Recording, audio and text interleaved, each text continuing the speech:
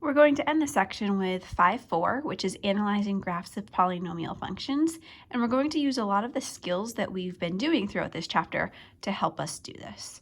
So there's a few vocab words that I want to talk about before we actually go into graphing. So we have our relative maximum and our relative minimum. As we've learned before, a maximum is the highest point and our minimum is the lowest point. A relative max and min mean that it's not necessarily the actual max and min, but in a chunk of the graph, it is the highest or lowest point. And when we do our graph, I'll show you what we mean by that. Our extrema are the max and min values. Turning points. A turning point is where the graph turns. So it's where we change from increasing to decreasing, or from decreasing to increasing.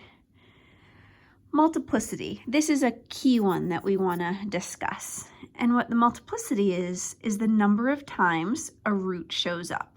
So if I'm factoring and I get x equals 2 showing up twice, that means it has a multiplicity of 2.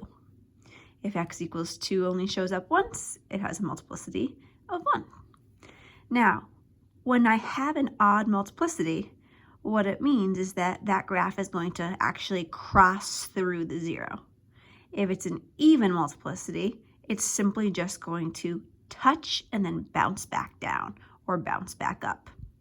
Okay, so we will discuss this in more detail when we start graphing.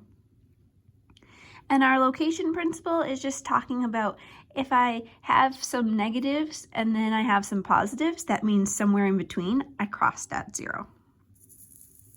So when we're graphing our polynomial functions, the first thing we want to do is determine the end behavior, which we were practicing a few sections ago. So we look at that leading term, look at the degree, is it positive, is it negative, opening up, opening down, etc.